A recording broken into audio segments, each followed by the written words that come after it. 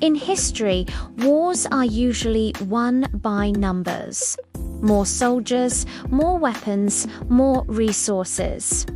But in 480 BCE, 300 men stood against an empire of millions. No reinforcements, no retreat, no illusion of survival, just a narrow mountain pass and a decision that would echo through time. And no, this isn't a superhero movie. This actually happened. Today, we're stepping into the Battle of Thermopylae, where courage defied mathematics and sacrifice rewrote what strength truly means. Stay till the end, because this battle didn't just shape Greece, it shaped how the world understands freedom itself.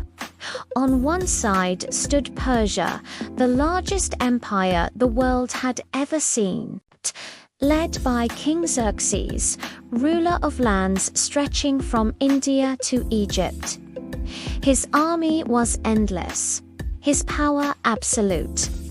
On the other side, Greece, not an empire, but a collection of independent city-states, stubborn, divided, and fiercely free. Persia demanded submission. Greece answered with defiance. And Thermopylae, a narrow coastal pass, became the battlefield where everything would be decided. Because when you can't beat an empire on open ground, you force it into a chokehold. Enter King Leonidas of Sparta. He doesn't bring thousands, he brings 300 elite warriors, each with a living son back home. This wasn't because Sparta lacked soldiers, but because Spartan law demanded only warriors ready to die for the state. They were joined by several thousand Greek allies, but history would remember the Spartans. Imagine telling your boss, "I can't come to work today. I'm holding off an empire." Spartans were trained from childhood to endure pain, fear, and death. To them, retreat was worse than dying. Their mission wasn't to win. It was to delay the impossible, wave after wave. Persian forces attacked. They were repelled, again and again. The narrow pass erased Persia's numerical advantage. Armor clashed, spears broke, bodies piled high.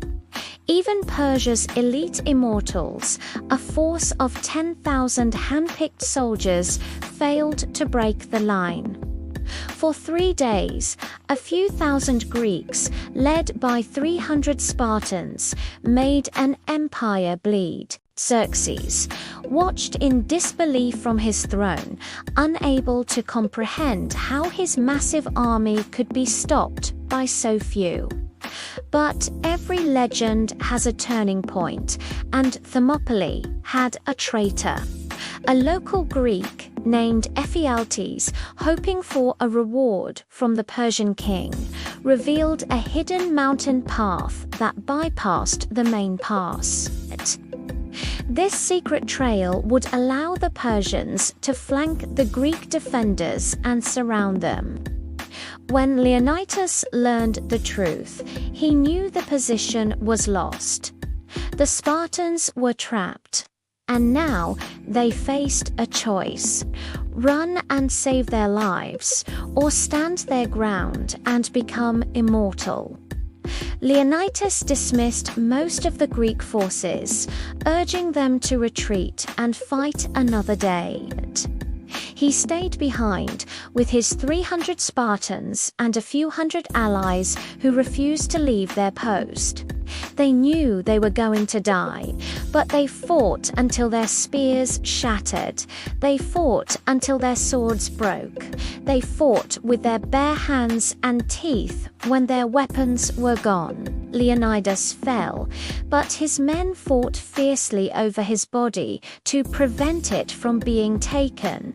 In the end, they were all killed, but they achieved the impossible. Their sacrifice bought Greece precious time for the other city-states to unite, time for Athens to evacuate its citizens and prepare its navy, time to eventually defeat the Persian invasion. Thermopylae was a military loss on paper, but it was a victory for the soul of humanity. It proved that freedom isn't defended by numbers, it's defended by conviction. The 300 Spartans didn't fight to survive. They fought so that their world could. And centuries later, their sacrifice still asks us a question. What is worth standing for, even when defeat is guaranteed? If you want to see how empires rise, rule, and ultimately fall, click the video on your screen now.